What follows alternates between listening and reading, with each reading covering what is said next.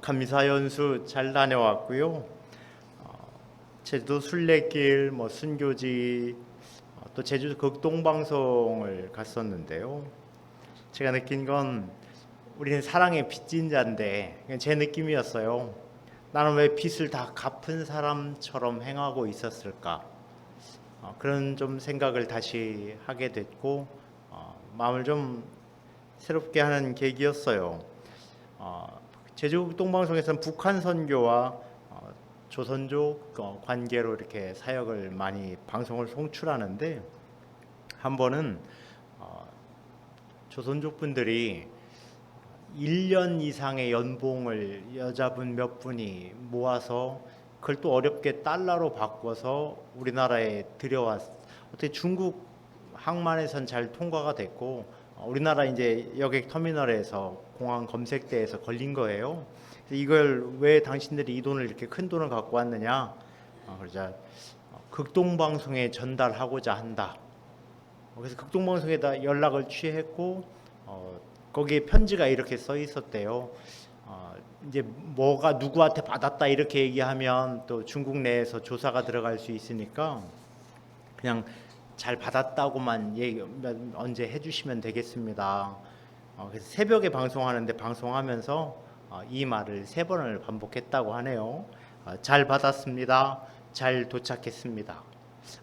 다른 분들은 전혀 모르는 내용이에요. 잘 받았습니다. 잘 도착했습니다. 잘 받았습니다. 잘 도착했습니다. 주신 분하고 받은 분만 알고 있는 사인이었는데 이제 후로 그 얘기가 이제 전해진 거죠.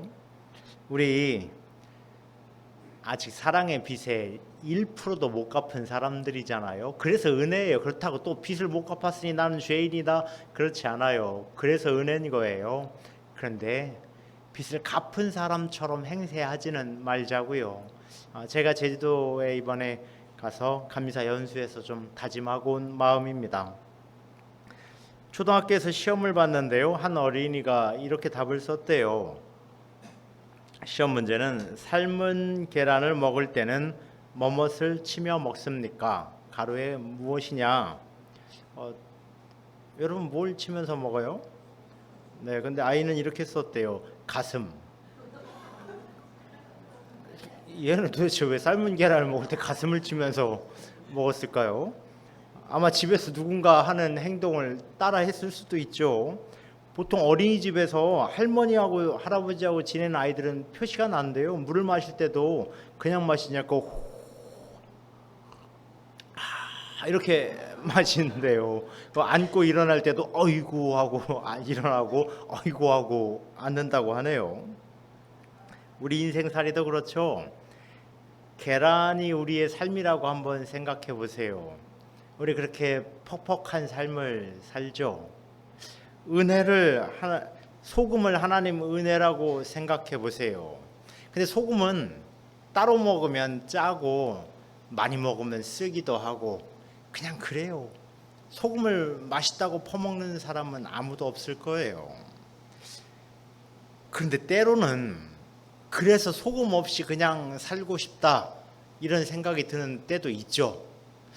야곱이 그랬어요. 난 소금 같은 거 없어도 나로서 충분하다. 내 생각으로, 내 계획으로, 내 판단으로 충분하다. 그 결과가 20년을 가슴치는 세월 살았습니다. 범죄 이후로 에덴 동산에서 사람이 쫓겨난 이후로 세상살이가 쉽지 않아요. 때로는요, 운이 좋은 사람이 잘 되는 것 같고 재빠르고 약삭 빠른 사람이 잘 되는 것 같고 경쟁에서 수단 방법을 안 가리는 사람이 잘 되는 것 같은 경우도 있습니다. 그런 거 보면서 나도 좀 저렇게 해야 되나? 라는 생각이 들 때가 있죠. 왜냐하면 이 세상살이는 공평하지 않아요. 내가 노력한 게 10이라면 10을 안 줘요. 4, 5 정도 주죠. 그래서 입에 달고 사는 말이 힘들어 죽겠다라는 말이잖아요. 똘똘한 야곱 이런저런 생각을 아마 했겠죠. 자신이 누릴 축복은 아버지 재산이에요. 다른 가치 창출을 할 수 있는 시대가 아니었으니까요. 제도상 형이 그 재산 다 가질 거예요. 불보듯이 뻔한 거예요. 그리고 나서 형이 조금 떼어주는 몫이 내 인생이 될 것이다 라는 생각을 했는데, 그거 갖고 살면 자기 인생 별거 아닌 것 같았겠죠. 또 자기가 도저히 정상적인 방법으로는 형을 이길 수가 없어요. 이 집에 특이한 아들이 태어난, 이란성 쌍둥이가 태어난 건데, 이 형은 도대체 누굴 닮은지 모르는 형이 태어난 거예요. 체격도 크고 이 집에서 나올 수 없는 성향의 사람이 태어난 거예요. 장군감인 사람이 태어난 거고, 반면에 야곱은 그냥 여성스럽고 연약한 모습으로 태어난 거죠. 강자가 되어야 했는데 자기 힘으로는 어렵고, 그래서 힘이 필요해서 수단 방법을 가리지 않았어요. 그런데 여러분, 이 세상 힘의 논리라는 건요, 내가 평생 힘을 소유할 수 있을 것 같지만 그렇지 않아요. 그 힘이 떨어진 순간에 다른 것들이 얼마나 힘 떨어진 상대를 공격하는 줄 아십니까? 경쟁사회의 추악한 모습이에요. 그걸 뺏기지 않으려고 또 노력하고 뺏으려고 노력하고, 이 세상 살이는 그렇죠. 그러면 내가 힘이 빠지니까 이렇게 세상이 나를 업신여기는구나 할 때 하나님께 돌아오면 됩니다. 그런데 그게 쉽지 않아요. 더 노력하지 못해서 그랬나 보다라는 선택을 쉽게 더 판단하게 됩니다. 야곱이 그랬어요. 그래서 속임수를 선택하고 또 속임수를 선택하고 또 속임수를 선택하려고 합니다. 만약에 우리 동성가족에게 야곱처럼 살겠느냐, 이삭이나 에서처럼 살겠냐 물어본다면 뭐라고 얘기하시겠습니까? 고생은 야곱이 당연히 많이 했습니다. 육신의 장애도 갖고 있었고요. 반면에 재산은 에서가 훨씬 더 많고 영향력도 크고요. 반면에 에서에게서는 변화된 게 단 하나도 없어요. 변한 거 하나는 동생 용서해 준 거, 그거 하나예요. 반면에 야곱은 인생의 쓴맛을 보면서 그래도 그 순간 하나님을 찾고 조금 변하고, 하나님을 찾고 조금 변하고, 하나님을 찾고 조금 변했어요. 그것도 본인이 원해서 하나님을 만난 것도 아니에요. 하나님이 항상 먼저 찾아와 주셨죠. 저한테 선택하라고 하면요, 저는 에서 쪽으로 좀 마음이 기울기도 합니다. 저만 그러는 건 아니죠. 왜냐하면 우리는 다 야곱처럼 살고 있으니까요. 힘들고 어렵고 고통스러운 날들이 훨씬 더 많으니까요. 그러니까 우리는 다 좀 더 안정적이고 조금 더 편안하고 조금 더 쉬운 삶, 내가 수고해서 살아야 되는 게 지치는 순간이 있잖아요. 아, 정말 지긋지긋하다. 그때 악에게 지지 말고 선으로 악을 이기라고 사도 바울은 약할 때 강한 거라고 이렇게 얘기하셨죠. 그 말이 맞아요. 근데 사람이, 다시 한번 말씀드리지만, 그 선택이 쉬우면 누구라도 다 그렇게 살았겠죠. 근데 야곱은 자기가 할 수 있는 방법을 다 동원했어요. 그리고 행복했느냐? 행복하지 않았어요. 그러면 그럴수록 자기를 더 속이는 사람, 더 죽이려고 하는 사람이 주변에 나타났죠. 야곱은요, 외삼촌이자 장인어른 집에서 20년 동안 정말 고생했어요. 듣도 보도 못한 자매 결혼 사기까지 당했어요. 그래서 14년간 머슴살이 했고요. 임금은 10번이나 속임을 당했다, 이렇게 얘기했어요. 아무도 내 편을 들어줄 상황이 없는 상황이에요. 더 많은 걸 원하고 약삭빠르게 살았는데 그렇게 살면 살수록 약자가 되는 것 같았어요. 고생은 죽도록 하고요. 이때 밥 한 끼 제대로 먹었을까? 마음 편히 잠을 잤을까? 이런 좀 느낌도 들어요. 그러면 여기서 돌아서야 되는데 하나님께, 그때 내가 집 떠나올 때 그 만났던 하나님, 그 하나님을 찾아야 되는데 더 수단 방법을 꾀하게 됩니다. 그냥 말도 안 되는 방법을, 그래서 냇가에 가고 나뭇가지를 집어넣으면서, 근데 우연하게 또 얼룩배기 양이 많이 태어났어요. 그거는 좀 사실은 그렇게 태어나기 어려운 과정인데 많이 태어났어요. 원하는 정도가 아니더라도 부자가 됐어요. 조금 더 노력하면 될 것 같아요. 그러면 갈수록 행복해져야 되잖아요. 그런데 그렇지 못했어요. 집안 분위기가 달라졌어요. 장인어른과 처남들이 날 보는 눈빛이 달라졌고 분노했어요. 불안했어요. 아내에게 장인어른에 대한 얘기를 합니다.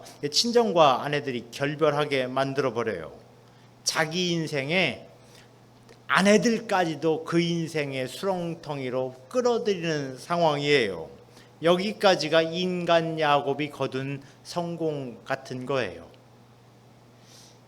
재산을 탐한 장인과 처남들이 그에게 한을 품고 있어요. 고향 땅에는 장자권을 뺏겼다고 에서가 칼을 갈고 있어요. 사방이 적들로 가득 찼어요. 불안 초조해서 도대체 살 수가 없는 상황이죠. 그것을 지켰다고요, 외톨이 됐다고 생각하면서도 또 자기 또 양 돌아보며 그래도 내가 이만큼 했지 하고 자족하는 그게 반복됐을 거예요. 두렵다가도 또 그래도 내가 이만큼은 살았어. 어렵다가도 그래도 내가 또 이만큼은 살았어. 돌이키지 못하는 상황이죠. 이런 것도 역시 혼자 사는 거예요. 하나님이 좋아하지 않는 모습입니다. 아동부 수련회에서 강사 목사님께서 물어봤어요. 여러분, 예수님께 나아가기 위해서는 우리 모두 회개해야 합니다. 그러니까 학생들이 아멘, 초등학생들이 아멘 아멘 했어요. 그래서 강사분이 또 물었어요. 그럼 설교가 끝나고 회개를 해야 되는데 여러분은 그러면 뭘 해야 되죠? 회개 기도가 정답인데 한 아이가 죄를 지어야 됩니다, 이렇게 얘기를 했어요. 아이들이니까 그럴 수 있죠. 우스갯소리긴 한데 죄를 지었으니까 회개하는 거죠. 죄는 하나님을 벗어난 게 죄예요. 죄의 핵심은 그거예요. 하나님과 관계가 단절된 상태. 회개는요, 하나님께 돌아오는 것, 그게 회개예요. 쉽게 말하면 그 두 가지가 죄고 회개의 아주 핵심이죠. 야곱은 복을 받고 싶은 사람이었어요. 누구나 다 그렇죠. 복 받고 싫은 사람이 어디 있겠어요. 지극히 정상이죠. 예나 지금이나 아직 살만한 세상은 오지 않았잖아요. 우리는 우리가 더 하나님 보시기에 좋은 세상을 만들어야 할 사명을 갖고 태어난 사람들이에요. 이게 하나님의 명령이잖아요. 땅을 정복하고 땅을 다스리는 것, 창조 시에 하나님께서 주신 사명 아닙니까? 그러기 위해서 복을 받아야 하는 거죠.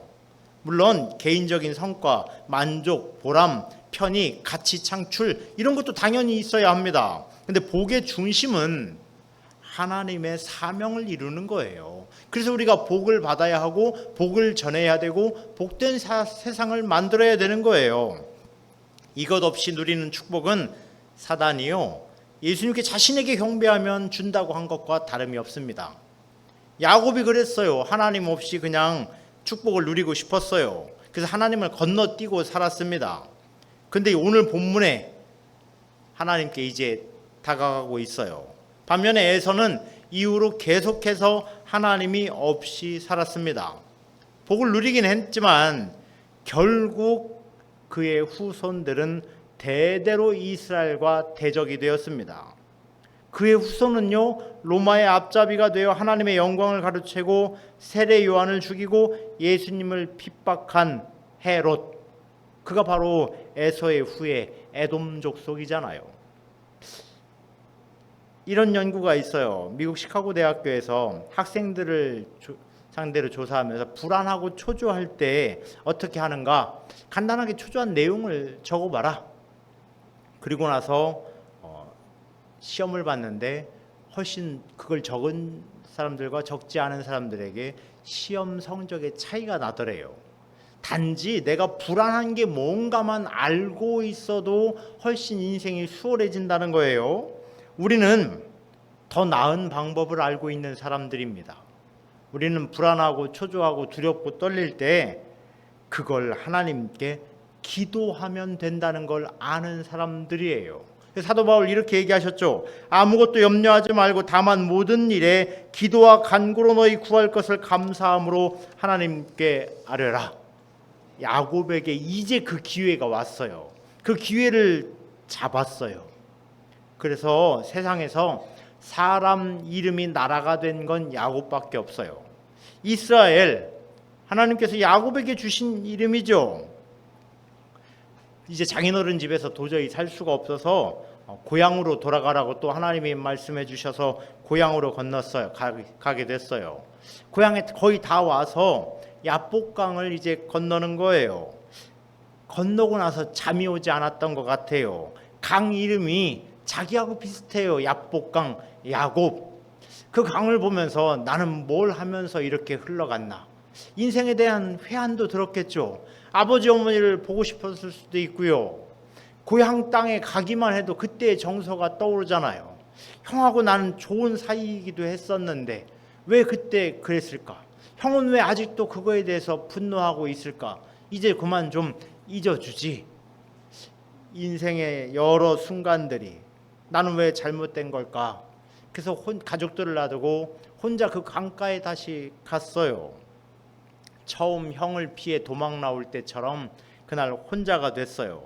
근데 그 밤 혼자가 아니었어요. 어떤 사람과 날이 새도록 씨름했다라고 되는데 이제 여기 창세기에서는 하나님이라고 기록했는데 하나님을 붙잡아서 싸울 수는 없습니다. 호세아 선지자는 천사라고 기록을 해놨어요. 우리 성경엔 또 씨름이라고 했는데 성경 원문은 싸웠다라고 기록을 했어요. 그 싸웠다라는 단어도 야보크라는 단어를 일부러 모세는 기록해 놨어요. 야곱은 늘 싸우는 인생이었다는 거예요. 열심히 살았다는 얘기예요. 허투루 그냥 낭비한 인생은 아니라는 건데 잘못 싸웠다는 얘기죠. 이제 제대로 열심을 내기 시작했다는 거예요. 천사를 붙잡고 이제야 하나님의 것을 바라는 인생이 되기 시작했다는 거예요. 신약식으로 예수님식으로 말하면 이제 천국을 침노하는 삶이 된 거예요. 그게 승자의 삶이죠. 야곱은 싸웠고요. 싸우던 천사가 야곱의 허벅지 관절을 치자 관절이 부러지는 부상을 당했어요.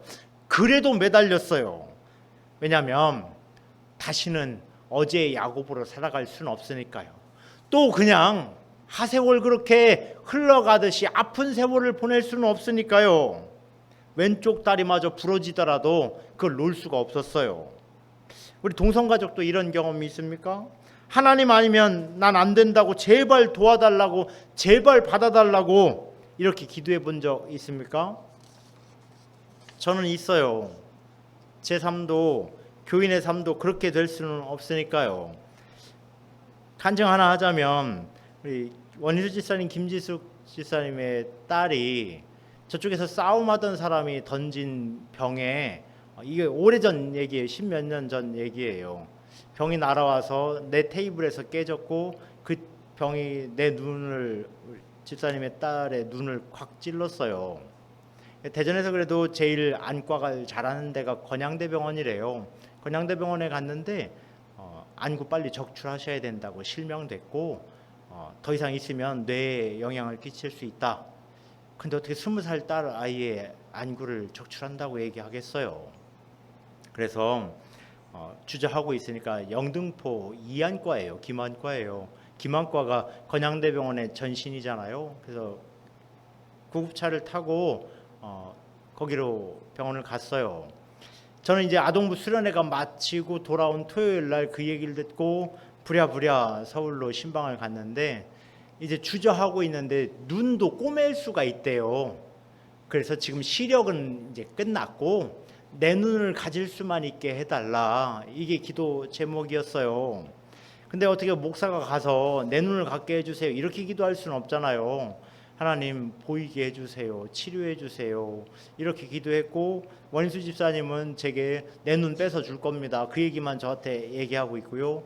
김지숙 집사님 이상하게 저한테 좀 서운한 표정을 짓고 있더라고요. 나중에 얘기 들었어요. 목사님 참 속도 없다. 이미 눈은 끝났는데 뭘 시력을 돌려달라고 저렇게 기도하고 가냐. 돌아가는 뒷모습을 보고 제게 그랬대요. 그리고 나서 그 눈이 빛에 살짝 반응을 했어요. 의사도 놀랐고요. 2차 수술을 하자. 집에 가서 지금 실 하나에 눈이 매달려 있다고 생각하고 힘도 주지 말고 가만히 있어라. 거의 매일 신방을 갔던 것 같아요. 그리고 나서 이 얘기를 했어요. 다 무너졌지만 에스겔 선지자가 거기 계시는 하나님, 무너졌고 패배한 인생 끝난 것 같지만 하나님 거기 계셨다, 여호와 쌈마의 하나님이라고 고백한 그 장면을 수술받기 전날 얘기하면서 수술실 문이 열리면 이곳에 하나님이 계신다라고 믿음으로 기도하고 들어가라 종이야, 그렇게 얘기를 했는데요. 수술하고 나와서 이제 마주했는데 이렇게 얘기했어요. 목사님, 제 가슴이 뜨거워졌어요. 그걸로 제가 나았다 이렇게 선언을 하기가 좀 설레발치기가 그렇더라고요. 왜냐면 다른 은혜도 있으니까요. 그리고 나서 실제로 이제 붕대를 뗐는데 보였어요. 여러분, 근데 깨진 안경을 써보신 분은 알겠지만 상이 두 개로 보여요. 그러니까 눈도 아무리 잘 꼬매도 상이 잘못 보이니까 그건 교정을 어쩔 수 없이 해야 된대요. 시력 감퇴는 예상하라고. 근데 시력도 1.2로 나왔고 전혀 두 개로 비치지 않고 하나로 보이고 시집가서 지금 잘 살고 있어요. 그때 저 정말로 매달려서 기도했던 것 같아요. 하나님, 이러면 안 되죠. 하나님 정말로 저를 도와주셔야죠. 그렇게 제가 간절히 매달려서 기도했던 적이 있었던가 싶을 정도로요. 이날 야곱이 그랬어요. 환도뼈 하나가 더 부러져도, 아니 손 두 개가 다 부러져도 이제는 천사가 단념해라, 너 같은 인생은 안 돼, 이 얘기예요. 너는 또 야비하게 살 거야. 그래도 아니에요. 나를 복 주셔야죠. 이대로 가시면 안 되죠. 내가 붙잡은 거 다 잘못된 거 잡았어요. 그 얘기하고 있는 거예요. 함축해서 얘기하지만 나는 잘못 잔 거 잡았어요. 재산은 많아졌지만 하루도 편한 날이 없었어요. 나는 편하지도 않았고 기쁘지도 않았어요. 그게 복인 줄 알고 나는 잡았는데 이전처럼 다시는 살고 싶지 않아요. 그래서 호세아는 야곱의 이날의 모습을 이렇게 기록합니다. 야곱은 천사와 겨루어 이기고 울며 그에게 간구하였으며 하나님은 베델에서 그를 만나셨고, 울면서 소리 질렀다는 얘기예요. 가시면 안 돼요 하고 막 울고 떼를 쓰고 붙잡고 매달렸다는 거예요. 이걸 보면 축복에 대한 열망이 컸던 사람이구나. 다만 방법이 잘못됐죠. 하나님이 없었어요. 속임수를 써서 형 것까지 가로채려고 한 거죠. 근데 그날 밤은 알았어요. 진짜를 나는 받아야겠구나. 내가 누린 것들은 하룻밤에 사라질 수도 있는 거였구나. 은혜 달라고, 도와달라고, 복 내려달라고 하나님께 매달리고 또 매달리고 또 매달렸어요. 하나님이 이걸 기다린 거예요. 이걸 기다리신 거예요. 이런 모습이 승리하는 인생의 첫 단추예요. 승리하기 원하십니까? 그럼 야곱처럼 하나님께 매달리세요. 내가 잡고 있는 거 말고요. 승리의 주인공이 되려면 하나님을 잡아야죠. 아브라함, 이삭, 야곱 모두 부족하고 허물이 수두룩 빽빽 천지예요. 세 사람 모두 하나님의 복을 갈망하는 마음은 있었어요. 그리고 그 복을 얻었어요. 우리도 그러자고요. 세상이 불공평합니까? 하지만 세상의 주인은 하나님이시잖아요. 그 하나님께 나를 복 내려달라고 붙잡고 또 붙잡고 또 붙잡고 또 붙잡아야죠. 너는 아니라고 해도 아니라는 말에 단념하시겠습니까? 그러면 안 되죠. 그래도 또 붙잡고 또 붙잡아야죠. 지고 살 수는 없어요. 우리는 하나님이 이기라고 세상에 보내신 거지 패배하라고 세상에 보내신 게 아니니까요. 왜냐하면 예수님 말씀하시잖아요. 내가 세상을 이겼노라. 예수님 이겨놓은 싸움을 우리는 싸우는 거예요. 야곱, 그렇게 자기가 계획한 삶이 복인 줄 알았는데 독이 됐어요. 더 노력하고 수단 방법을 그치지 않았어요. 하나님을 찾지 않았어요. 성도가 하나님을 멀리할 때 멀리할 때는 위험하고 힘들 때가 아니래요. 살만할 때래요. 넉넉하고 여유롭고 풍요로워지면요, 영육간에 살찌고 편안해지면 그때부터 하나님의 복을 구하지 않는데요. 그때부터 예배를 멀리하고 봉사를 멀리한대요. 근데 그 마음속에는 아직 내 마음은 하나님께 있다고 생각한대요. 언제라도 하나님께 돌아갈 수 있다고 생각한대요. 그 상태가 계속 유지되는 사단의 은혜가 있는 거예요. 그리고 나서 하나님의 은혜를 내가 뒤돌아선 순간 우는 사자처럼 우리를 향해 그 이빨을 드러낼 거예요. 야곱처럼 불공평하게 태어나셨습니까? 허약하십니까? 내 편이 없는 것 같습니까? 그러니까 하나님을 향해 뛰어야죠. 지난 노력 그만 내려놓고, 그거 헛되다는 거 아니에요. 잘못 살았다는 게 아니라 제대로 된 걸 좀 붙잡으라는 얘기예요. 격렬한 싸움 끝에 천사가 야곱에게 물어봐요. 내 이름이 무엇이냐? 야곱이 대답합니다. 야곱입니다. 이름 묻는 사람에게 자기 이름을 말하는 것이 당연한 장면 같은데요. 내가 누구냐는 질문에 야곱은 그냥 야곱이요 이렇게 얘기한 게 아니에요. 야곱에겐 이게 당연한 일이 아니었어요. 에서의 축복을 가르치기 위해서 아버지에게 에서처럼 꾸미고 가서 내 아들아 내가 누구냐? 그때 얘기했잖아요. 나는 맏아들 에서입니다. 그리고 확인하기 위해서 좀 와봐라. 몸을 만졌는데 몸은 에서인데 목소리가 야곱이다. 아버지 앞에서 그날 야곱은 야곱도 아니고 에서도 아니었어요. 야곱을 감추었으니까요. 거짓말쟁이였어요. 근데 이번에는 달랐어요. 천사가 내 이름이 뭐냐? 이제서야 자기 이름을 밝혀요. 쌍둥이 형에게 지기 싫어 뒤꿈치를 잡고 태어난 야곱이요. 복을 가로챈 야곱이요. 마음에 드는 여인을 얻기 위해 집요했던 야곱이요. 세상 술수에 능했던 야곱이요. 나는 허물 많은 사기꾼, 협작꾼, 부모 형제도 속인 야비한 인간이요. 물론 여러분이 그렇다는 건 아니에요. 대신 하나님 앞에 설 때는 나의 그 상한 감정, 지난 날을 다 공개하라는 얘기예요. 사람에게 그렇게 하라는 거 아니에요. 하나님께요.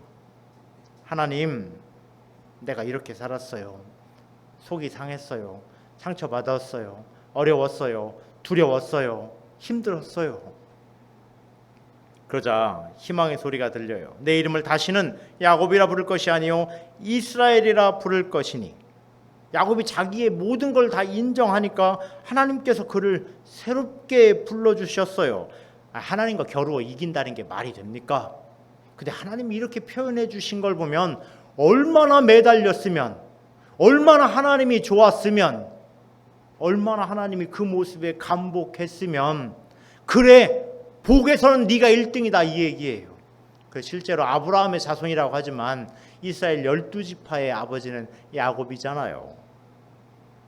우리 하나님 앞에 하루도 빠짐없이 머물러 있어야 할 이유가 이거예요. 부끄럽고 부족하고 불편하고 아쉽고 속상한 내 삶을 하나님께 이야기하라고, 그것이 복된 삶이라고, 그것이 승리의 삶이라고 야곱을 통해 보여주시는 중이에요. 천사가 야곱 이름을 몰라서 그러는 거 아니에요. 천사가 왜 야곱을 모르겠어요? 야곱에게 확인하는 거예요. 네가 구했던 복 말고 진짜 하나님이 주시는 복을 갖고 살고 싶으냐? 진짜냐? 묻고 또 묻고 또 묻는 거예요. 그러면 다짐해라. 이제는 야곱으로 살면 안 돼. 이제는 진짜 네 인생 하나님이 계획한 복을 누리려면, 네가 형에게 받고 싶었던, 뺏고 싶었던 그 권리를 받고 싶다면 하나님께 구해야 된다. 근데 이 장면에서 참 똑똑한 야곱이잖아요. 말로 이렇게 설명해도 될 만하잖아요. 여러분에게도 제가 이렇게 설교하면 그렇지, 설교 끝나고 뒤돌아서는 어떻게 살지언정 설교 중에는 그래 목사님 말씀처럼 살아야지, 그래야 성도죠. 그렇지 않습니까? 근데 다리를 부러뜨린 건 좀 너무한 것 같잖아요. 이 장면에서 왜 천사는 도대체 야곱의 다리를 부러뜨렸을까? 그 다리 안 부러졌으면 에서가 가만두지 않았을 거예요. 살 뽀얗게 오르고 포동포동한 채 비단옷 입고 형님 하고 이렇게 두 손 들어서 인사했으면 단칼에 죽였을 거예요. 근데 에서를 만나는 장면에서요 7번 절을 한다고 기록되어 있어요. 이 다리가 부러진 채 절하는 장면을 한번 생각해 보세요. 얼마나 아팠겠어요. 한쪽 발로 하면서 또 쓰러지고 또 버둥거리면서 일어나고 또 쓰러지고 또 손으로 짚고 일어나고. 이건 뭘 얘기하는 거냐면 일반 백성이 왕에게 아련할 때 7번 절을 하는 게 그 지역 풍습이에요. 나는 이런 사람이에요, 형님. 형님은 왕 같은 분이세요 하고 넘어졌다가 일어나기를 7번 반복하는 거예요. 그리고 밤새 싸웠으니 지치고 상하고 얼굴은 퀭했고 옷은 다 찢어져서 넝마 같았을 테고 하나님이 살려주시느라고 다리 하나로 그냥 감하게 해주신 거예요. 근데 바뀐 게 있어요. 뭐가 또 바뀌었냐면 이 전날 야곱이 에서가 400명 끌고 온다는 얘기를 듣고 두려워 떨었다고 했어요. 어떻게 할까? 이쪽으로 반 도망가고 이쪽으로 반 도망가라 이렇게 얘기해요. 그런데 그 다음날 어떻게 되냐면 자기 뒤에 가족들을 놔두고 자기가 맨 앞에 가서 절하기 시작해요. 이게 바뀌는 거예요. 이게 축복의 사람이 된 과정이에요. 근데 그렇다고 성향이 다 바뀐 건 아니에요. 그래도 형이 나를 죽일 수 있잖아요. 이 뒤에는 어떻게 순서를 세워놨냐면 자기가 제일 사랑하는 아들은 맨 뒤에 세워놓고 그 앞으로 차곡차곡 이렇게 세워놓기도 해요. 은혜 한 번 받았다고 사람이 다 바뀌는 건 아니에요. 꾸준히 노력하고 또 노력해야 된다는 걸 보여주는 장면이기도 합니다. 다시 돌이키는 거 순식간이에요. 그 부러진 다리를 보면서 돌이키지 말아야지 노력하고 또 노력했을 거예요. 예전에 저하고 같이 운동하시는 목사님께서 극동방송에서 대전 극동방송에서 사역하시는 분인데요. 저를 방송에 초대한 적이 있었어요. 목사님 지금까지 목회한 얘기를 좀 방송에 나와서 해주실 수 있습니까? 좋다고 했어요. 제가 그때부터요 일단 이 생각을 했어요. 어떤 목소리 톤을 얘기해야지 밝고 명랑하게 이렇게 얘기할까 막 그런 생각을 했어요. 그리고 목회한 얘기 어렸을 때부터 내가 목회자가 되기 위한 과정 이런 걸 머릿속으로 정리하면서 어떤 생각이 들었냐면 내가 아닌 나를 얘기할 것 같다라는 생각이 들었어요. 그래서 목사님에게 전화해서 죄송합니다. 출연하지 못할 것 같아요. 제가 이 이야기를 했어요. 목사님, 내가 아닌 나를 얘기할 것 같아서 그래요. 목사님께서요, 그 얘기를 하시면 돼요. 그런 얘기 한 적은 없는데 목사님 그 얘기를 하시면 은혜가 될 것 같아요. 그러다가 혹 했어요. 그러다가 또 그게 또 내 모습인 줄 스스로 착각하게 될 것 같더라고요. 스스로 의롭다고 생각하게 될 것 같더라고요. 훈장이 될 것 같았어요. 내가 그랬다. 그럴 것 같더라고요.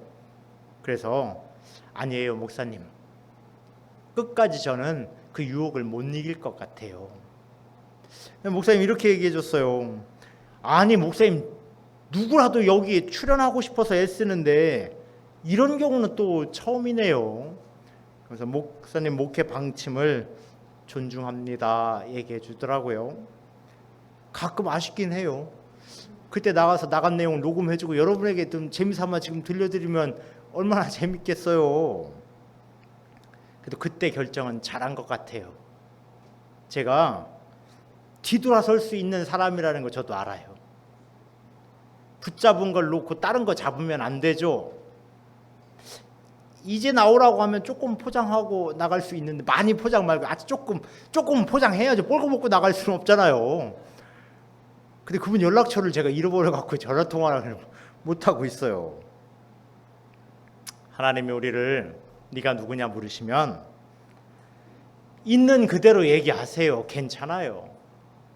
상했으면 상한 거, 다쳤으면 다친 거, 분했으면 분한 거 있는 그대로 그래야 회복돼요. 그거 갖고 있으면 회복 안 돼요. 그거 갖고 있으면 자꾸 내가 붙잡고 있는 걸로 승리하려고 사람들은 한단 말이에요. 야고보서 사도께서 같은 이름이에요. 신약의 야고보는 구약의 야곱을 이스라엘 로마식으로 변형한 게 야고보니까요. 이렇게 기록합니다. 주 앞에서 낮추라. 그리하면 주께서 너희를 높이시리라. 오늘 제식으로 맞춰서 얘기하면 하나님 앞에 찾아와서 도와달라고 솔직하게 얘기해라. 난 세상에 진 것 같다고 얘기하라. 그럼 하나님이 아니 아직 연장전이 남아있어. 내가 호루라기 불기 전까지는 끝난 게 아니야. 그리고 네가 이기면 그때 호루라기 불 거야. 그 얘기예요. 우리 하나님 내가 어떻게 살았는지 나보다 더 잘 아세요. 그 하나님께 하나님 나 좀 봐주세요. 저 진 것 같아요. 그 얘기 한마디만 하시면 돼요. 하나님 나 진 사람인 것 같아요. 그럼 하나님이 아니 누가 줬대? 지지 않아. 내가 이기게 해줄게. 너의 이름은 이스라엘이야. 나한테도 이겼어 너는. 괜찮아. 그 복 받는 자세 꼭 간직해. 부족하고 연약한 우리에게도 오늘 이름을 물으실 거예요. 너의 이름이 무엇이냐? 그럼 얘기하세요. 하나님이 주신 이름이요. 그렇게 살고 싶습니다. 난 그걸 놓치지 않으려 합니다. 그렇게 승리하는 동성가족 되시기를 축원드립니다. 기도하겠습니다. 하나님 우리와 함께 해주시고 주 앞에 우리를 고백하오니 받아주시고 지지 않고 이기는 인생, 그래서 하나님 이기고 돌아왔습니다. 최후의 그날 고백하는 성도 되게 주옵소서. 우리 동성가족 모두가 또 우리 가족의 가족이 그렇게 되게 주옵소서. 나사렛 예수의 이름으로 간절히 기도하옵나이다. 아멘.